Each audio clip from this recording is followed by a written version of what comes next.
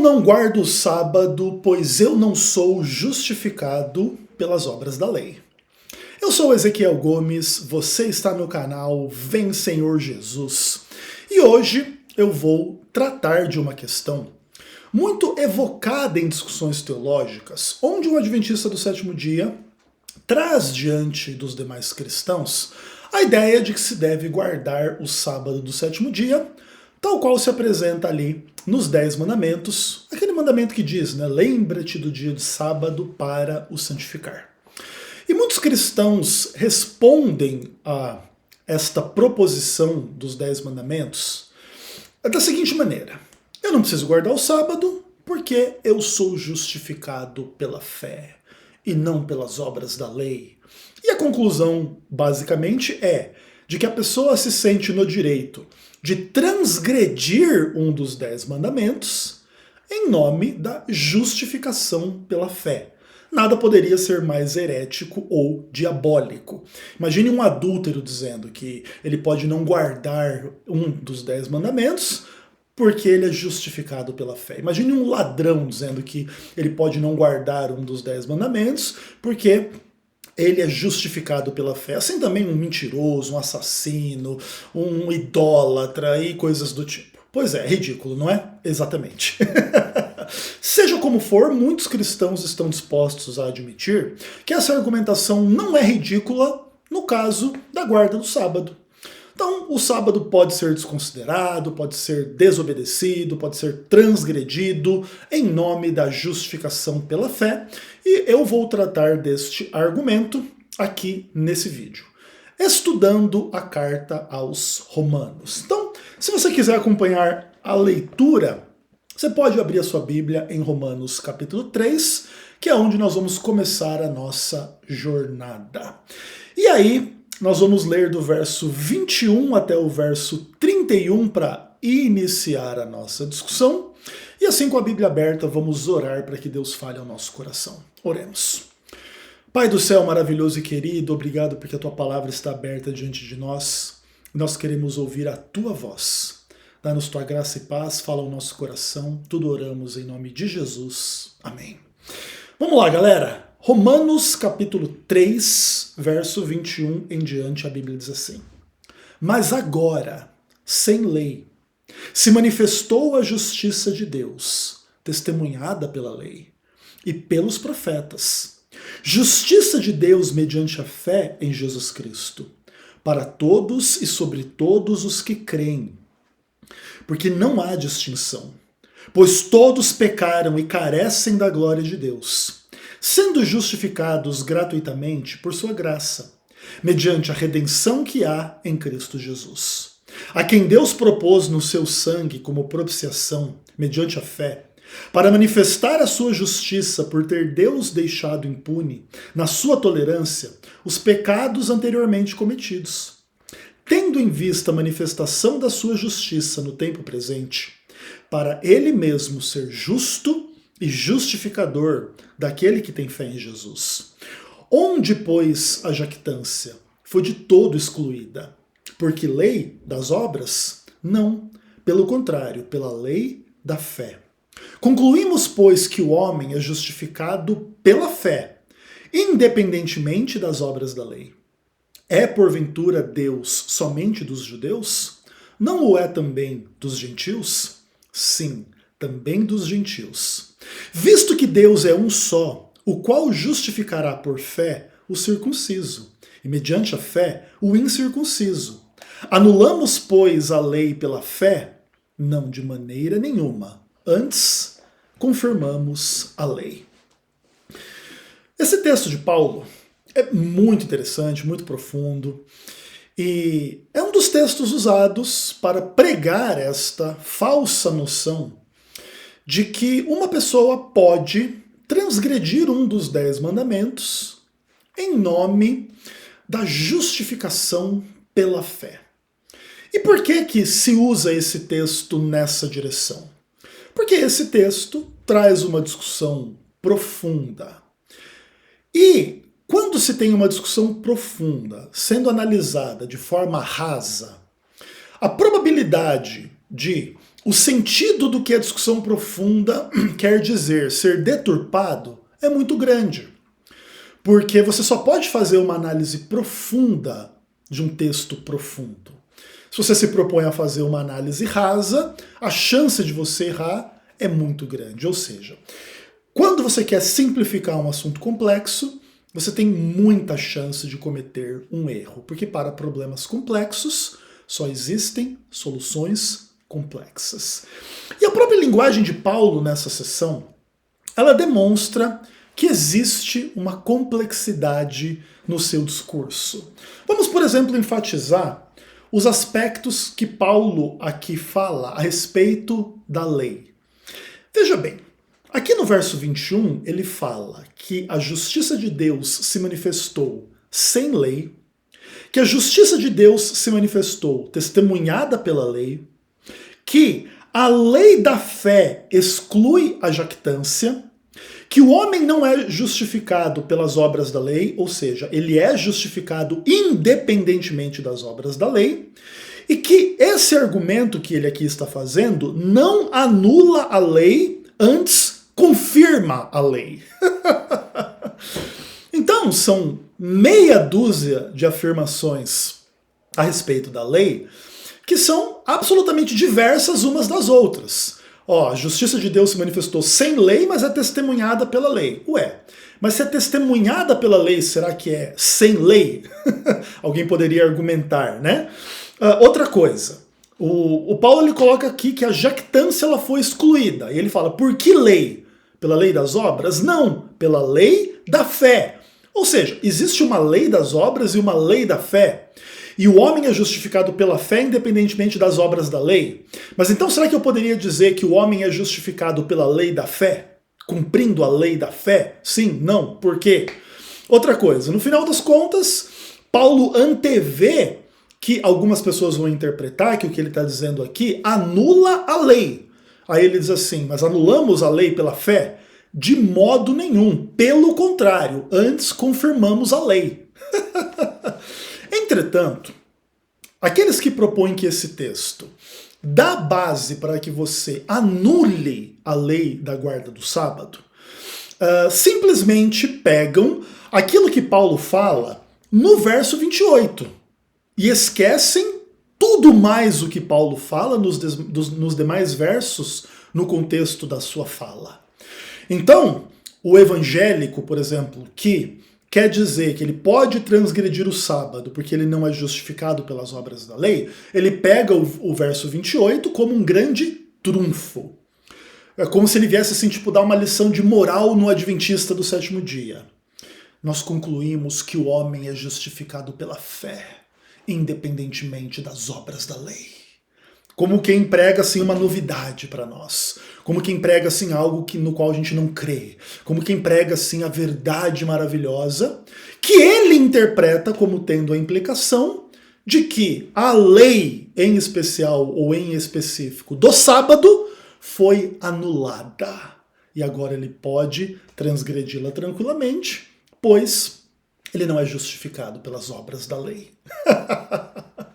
Existem muitas coisas que a gente pode dizer para demonstrar a absoluta falência desta noção a partir do próprio texto que a gente acabou de ler. Então, por exemplo, Paulo aqui fala de uma profunda relação entre a lei, o pecado, a redenção que há em Cristo Jesus e como que esta redenção em Cristo ela não é uma mera função da lei, ainda que esteja testemunhada pela lei. Então, o tema central do que Paulo aqui prega é a justiça de Deus. E a noção de que Deus pode ser justo, ao mesmo tempo que é justificador de quem tem fé em Jesus. De outra maneira, ninguém teria salvação. Uma vez que a salvação é unicamente pela fé em Jesus Cristo, independentemente das obras da lei. O homem só poderia ser salvo pelas obras da lei caso as cumprisse de forma perfeita e perene, sem falhar em nada em nenhum momento. De outra maneira, ele sempre estaria em dívida para com a lei, não podendo ser justificado pelas obras da lei, seria condenado. E a forma como Deus encontrou para resolver este dilema é a morte de Cristo, o derramamento do seu sangue como propiciação para perdoar os pecados, ou seja, a transgressão da lei daquele que tem fé em Jesus Cristo. Mas nada disso anula a lei, antes confirma a lei. A mesma lei que testemunha a justiça de Deus. Inclusive, se você trabalhar com bastante seriedade esse tema na Bíblia, você percebe que a relação entre a lei e a redenção que há em Cristo Jesus, ela é o tema do Antigo Testamento, ok? Por exemplo, vamos voltar lá na Bíblia, em Êxodo capítulo 20, que é o nosso assunto principal, a lei de Deus, em especial no que tange aos 10 mandamentos. Aí quando você vê a descrição do texto, o verso 1 diz assim: então Deus falou todas estas palavras. Eu sou o Senhor teu Deus, que te tirei da terra do Egito, da casa da servidão. Não terás outros deuses diante de mim. E aí Deus avança dizendo que as pessoas não deveriam fazer imagens de escultura para as adorar, prestar culto. Elas não deveriam tomar o seu nome em vão, elas deveriam guardar o sábado, elas deveriam honrar o seu pai e a sua mãe, elas deveriam não matar, não adulterar, não furtar, não dizer mentira, não cobiçar o que não é seu. E o propósito da concessão desta lei está descrita no verso 20 de Êxodo 20. Respondeu Moisés ao povo: não temais. Deus veio para vos provar, para que seu temor esteja diante de vós, a fim de que não pequeis. O objetivo da concessão dos 10 mandamentos é evitar as pessoas de pecarem. E o que é pecado? É aquilo que está definido nesta lei. Ter outro Deus diante de Deus, ter um falso Deus, adorar um falso Deus, seguir um falso Deus, é pecado. Tentar materializar a divindade através de uma concepção idólatra é pecado. Tomar o nome de Deus como se fosse uma blasfêmia, como se fosse uma brincadeira, como se fosse algo ou alguém que você pode manipular, é pecado. Transgredir o sábado é pecado. Desonrar o pai e a mãe é pecado. Pecado sexual é pecado. Pecado com violência, com desonestidade, com mentira, com cobiça, é tudo pecado. E Deus concede essa lei com o objetivo de que as pessoas evitem o pecado. Entretanto, a história da concessão da lei de Deus, ela não termina aí. Porque adiante, quando você lê o livro de Êxodo, você chega, por exemplo, aqui no capítulo 25, Deus manda o povo fazer um santuário. E o que ia acontecer nesse santuário? Iria acontecer rituais para a concessão do perdão do pecado. Tudo bem? E aí existiria todo um sistema de adoração que consiste, inclusive, nos móveis do tabernáculo, nessa questão toda assim de trazer os animais puros, né, perfeitos, que representam Cristo, o Cordeiro de Deus que tira o pecado do mundo, para ter o seu sangue derramado para o perdão dos pecados do pecador, e aí esse sangue vai ser manipulado, levado para dentro do santuário, depois vai ter o dia da expiação. E uma coisa interessante a respeito do dia da expiação, lá no livro de Levítico, no capítulo 16, é que qualquer pessoa que não participasse deste dia da expiação seria eliminado do meio do povo. O que implica dizer que, mais cedo ou mais tarde, ninguém poderia estar corretamente descrito como livre de pecado para que não precisasse participar dos rituais do dia da expiação. Ou seja, Deus concedeu uma lei para evitar as pessoas de pecarem, mas Deus concedeu o santuário para resolver o problema do pecado e ordenou que todos fizessem parte desses rituais referentes ao perdão dos pecados. Por quê? Porque todo mundo tem pecado. Mas Ezequiel, como que Deus dá uma lei para você não pecar, mas afirma que todo mundo é pecador? Opa! E aqui está a grande questão de que Deus não aceita o pecado de ninguém. E que em função da queda do gênero humano, todo mundo se tornou pecador, e agora precisa haver uma solução para o problema do pecado. Então, quando Deus dá uma lei para que as pessoas não pequem, ele revela que ele não tem nenhuma comunhão com nenhum pecado. Mas quando ele dá o santuário para resolver o problema e perdoar os pecados das pessoas, ele revela que o pecado não é maior do que o seu amor, a sua misericórdia, a sua graça para redimir as pessoas do pecado. Ainda que nesse caminho, aqueles que pecassem de forma rebelde a ponto de pecarem contra o Espírito Santo, seriam eliminadas do meio do povo. Então, em alguns contextos, pessoas que adulteravam, transgrediam o sábado, pessoas que cometiam crimes de assassinato e etc., elas eram eliminadas do meio do povo, demonstrando que elas haviam pecado de forma consciente, rebelde e irreversível, da qual não iriam se arrepender, e para não contaminar o restante do povo, elas teriam que ser punidas para que, de alguma maneira, aquela postura rebelde não viesse a se alastrar entre o povo. Ok? Maravilha. Entretanto, todo o sistema da lei, vamos colocar desta forma, especialmente naquilo que tange ao funcionamento do santuário, era meramente uma sombra, uma paródia, uma parábola das coisas celestiais, conforme ensina a carta aos Hebreus. E o verdadeiro cordeiro não era um animal que derramava o sangue no santuário, mas era Cristo que derramou seu sangue sobre a cruz. A redenção, a salvação que Deus realizaria não seria meramente uma expiação ritual no santuário de Israel, mas uma expiação real na cruz do Calvário, em função da qual haverá o juízo de tudo e de todos, e a salvação dos que creem e a perdição dos que não descrerem, aliás, dos que descrerem, né? Dos que não vierem a crer. Então tudo isso é muito interessante, e Paulo vai colocar aqui no texto de Romanos capítulo 3, vários desses elementos de forma absolutamente clara. E qual que é o resultado desta equação como um todo? O homem pecador pode ser salvo por Cristo em função da fé naquilo que Jesus realizou na cruz do Calvário. E nenhum adventista nunca se levantou contra tal noção. Mas o que tudo isso tem que ver com a questão da guarda do sábado? Bom, essa é uma ótima pergunta. E a gente vai começar a responder ela, primeiro de tudo identificando o que é a obra da lei identificada por Paulo em Romanos 3, de forma clara e específica.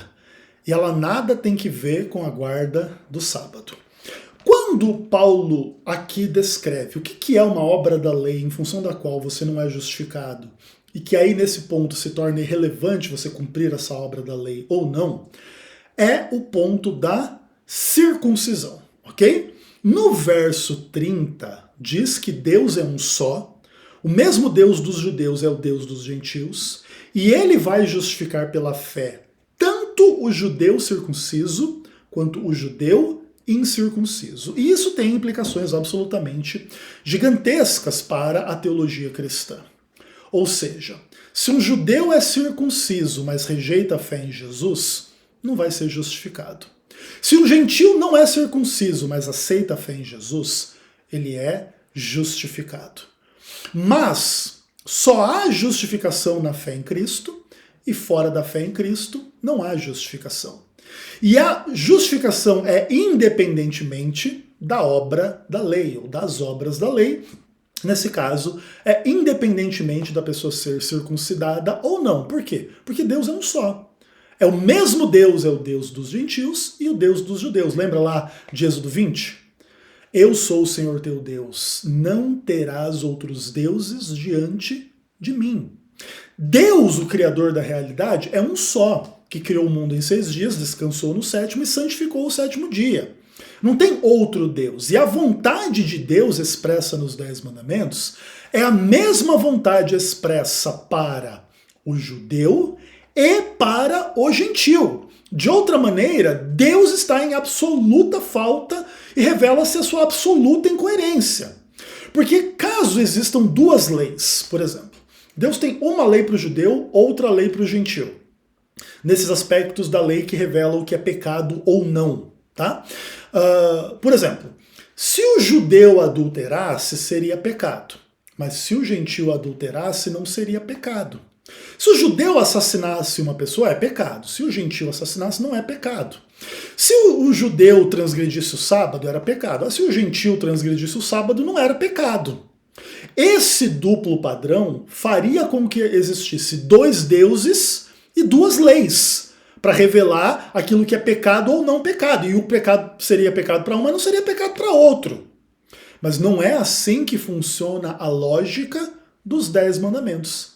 Inclusive, a isso Paulo vai fazer referência ao ele aprofundar a sua argumentação na carta aos Romanos.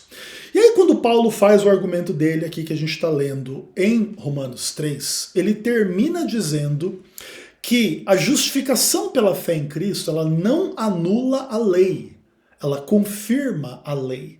E ele passa a descrever o que a lei ensina.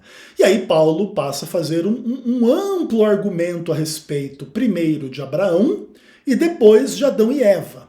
Então Paulo vai falar sobre Abraão em Romanos 4 e sobre Adão e Eva em Romanos capítulo 5. O argumento de Paulo a respeito de Abraão é muito importante dentro dessa discussão porque Abraão é o exemplo paradigmático daquele que é justificado pela fé. E aí o nosso amigo Paulo, ele evoca a história de Abraão em um ponto muito importante, que foi o ponto no qual ele manifestou fé em Deus, e isso lhe foi imputado para a justiça. E aí Paulo lembra às pessoas que esse momento aconteceu antes que Abraão fosse circuncidado. E aí, como sinal da aliança em função da fidelidade de Abraão de ter crido em Deus, é que se concede a circuncisão. E que se afirma que a família de Abraão deveria ser circuncidada, sob pena de que o homem que não fosse circuncidado no meio dos filhos de Abraão deveria ser eliminado do meio do povo. Mas perceba, antes de ser circuncidado, Abraão já era justo pela fé, justificado pela fé. E Paulo pega essa realidade para afirmar que todo mundo que tem a fé em Cristo, que é o verdadeiro descendente de Abraão que abençoa todas as nações, ele está na posição daquele que é justificado, independentemente da circuncisão, que aqui no caso é a obra da lei. Tudo bem? Se assim não fosse, você poderia negar a justificação do gentio que tem fé em Cristo, mas não é circuncidado, mas aí você teria que negar a justificação de Abraão antes que ele fosse circuncidado, mas não é o que a Bíblia ensina. A Bíblia ensina: Abraão creu em Deus e isso lhe foi imputado para a justiça. A Bíblia não ensina assim: Abraão creu em Deus, aí ele foi circuncidado e só depois de circuncidado ele foi justificado. Entende? Paulo usa essa dinâmica temporal na relação entre a fé de Abraão e a circuncisão de Abraão para dizer que ele tem a justificação pela fé antes da circuncisão, por isso o gentio pode ter a justificação pela fé independentemente da circuncisão. Esse é o argumento de Paulo. O argumento de Paulo não tem nada a ver com uma ideia do tipo assim: existia uma lei que era pecado você transgredir. Aí agora que tem a fé em Jesus, você pode transgredir a mesma lei que não é mais pecado. Que é uma argumentação absolutamente ridícula da parte dos anti-adventistas. E aí Paulo vai fazer um argumento semelhante a Adão e Eva, né? Porque Adão e Eva, o que eles fizeram? Eles pecaram e eles trouxeram como pecado ao mundo a morte. E aí Paulo vai dizer, inclusive no capítulo 6, né? Que o salário do pecado é a morte. E aí você percebe que existe uma conexão entre a lei de Deus, o pecado e a morte.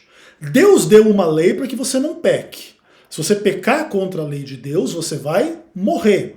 Isso aconteceu com Adão e Eva, isso contaminou toda a humanidade, e isso vai acontecer sempre que as pessoas transgredirem a lei de Deus, e elas vão precisar ser lembradas que elas vão morrer por causa da transgressão da lei de Deus. Ou seja, Paulo em nenhum momento em Romanos, ele diminui a noção de que transgredir a lei de Deus é pecado. Muito pelo contrário, inclusive podemos ler alguns textos. Vamos voltar, por exemplo, Romanos 4, verso 15.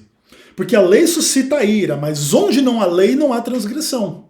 Ou seja, onde não tem lei, você não pode ser acusado de ser um transgressor. Mas qual que é a conclusão óbvia e lógica do que Paulo está dizendo? Onde tem lei e você transgredir, você pode ser descrito como um transgressor. Assim, Adão e Eva puderam ser descritos como pecadores. Deus deu uma lei para eles, para que eles não comessem o fruto do conhecimento da árvore do conhecimento do bem e do mal. Uma vez que eles comem esse fruto, eles pecam contra a lei de Deus e eles sofrem o quê? A morte, ok? E aí no capítulo 6 se diz que o salário do pecado é a morte.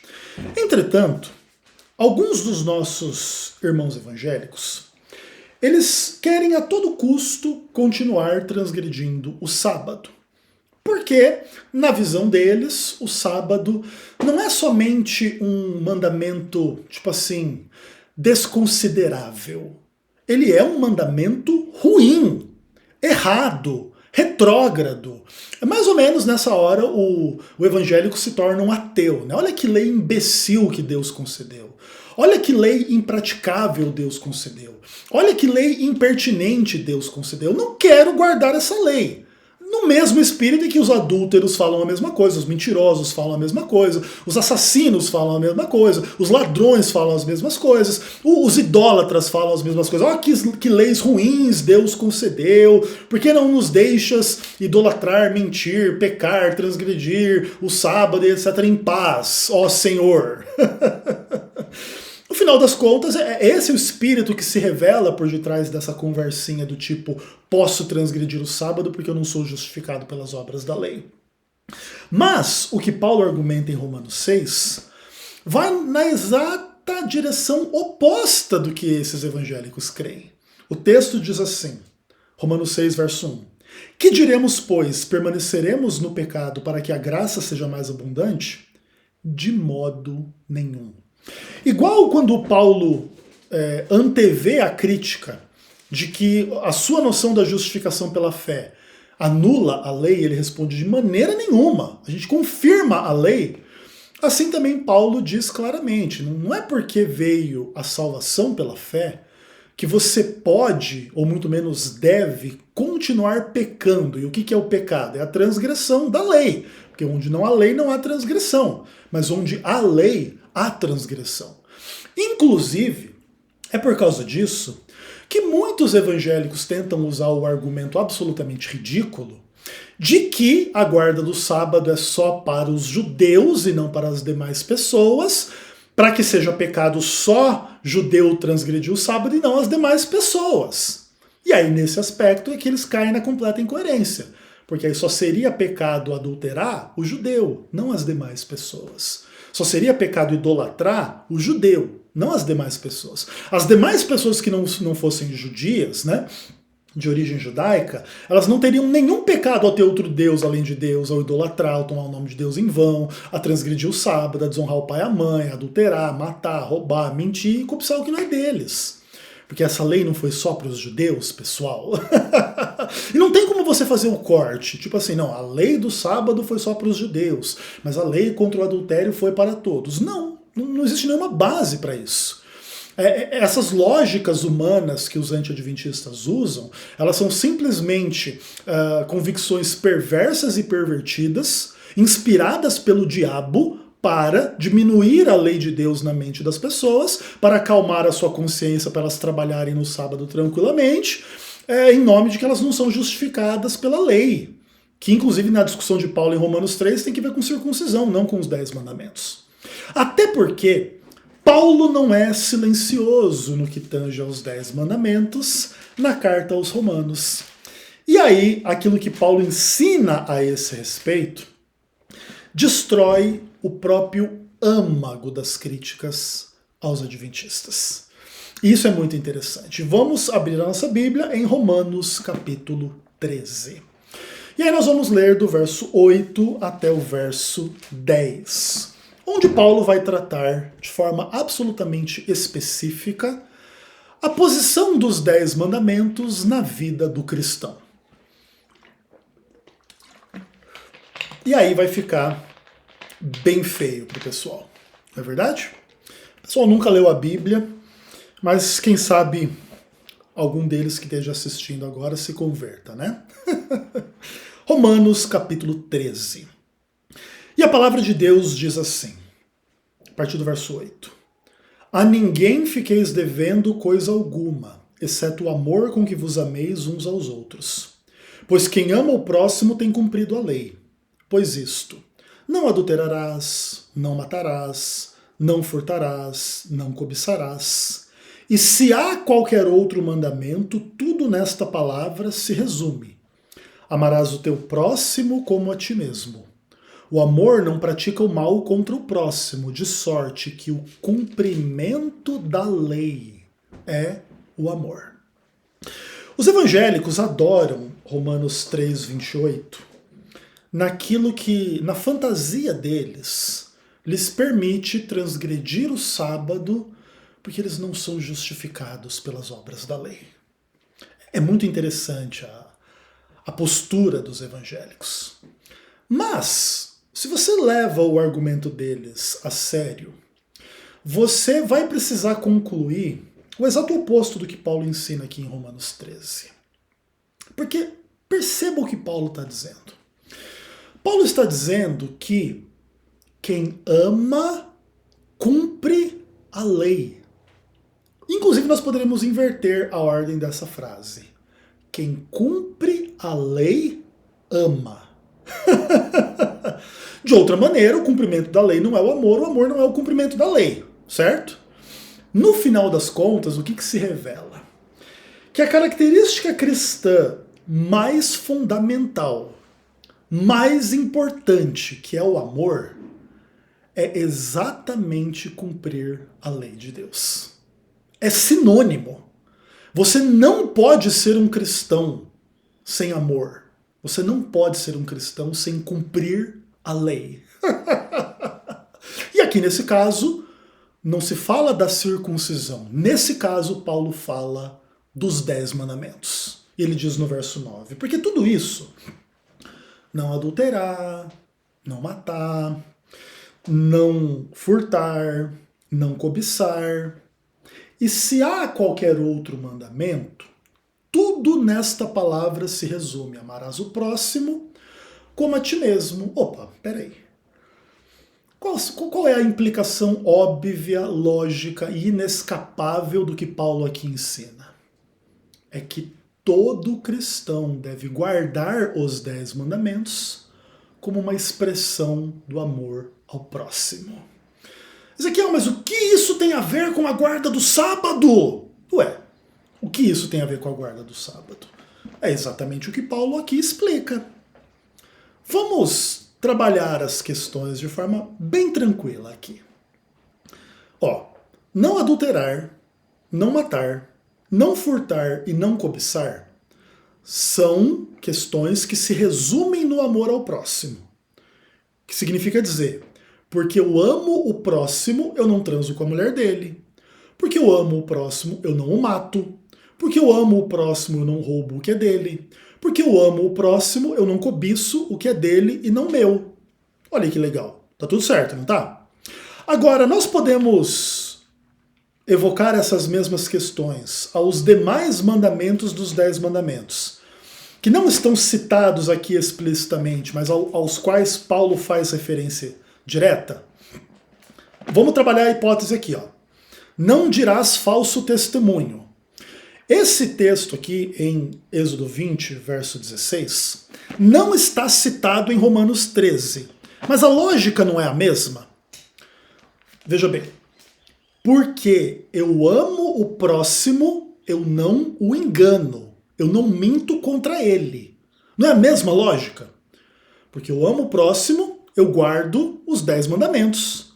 Eu não minto para o próximo. Mesmo que o mandamento não esteja aqui explicitado em Romanos 13. Mas veja bem, o texto diz pra gente não adulterar, não matar, não furtar, não cobiçar. E se há qualquer outro mandamento, isso se resume no amor ao próximo. Por isso, o não dirás falso testemunho, que é um outro mandamento dos 10, também se resume no amor ao próximo. Mas Ezequiel, o que o sábado tem a ver com o amor ao próximo? Amigo irmão evangélico, você já leu o mandamento do sábado? A Bíblia diz assim: lembra-te do dia de sábado para o santificar. 6 dias trabalharás e farás toda a tua obra, mas o 7º dia é o sábado do Senhor teu Deus. Não farás nenhum trabalho, nem tu, nem teu filho, nem a tua filha, nem o seu servo, nem a tua serva, nem o teu animal, nem o forasteiro das tuas portas para dentro. Porque em 6 dias fez o Senhor o céu, a terra, o mar e tudo que neles há. E ao 7º dia descansou. Por isso o Senhor abençoou o dia de sábado e o santificou.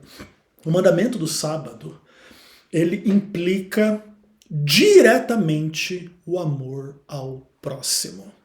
Tanto em termos do exemplo para os demais, quanto em termos de conceder o descanso sabático, não somente a si, mas também aos demais na sua esfera de influência.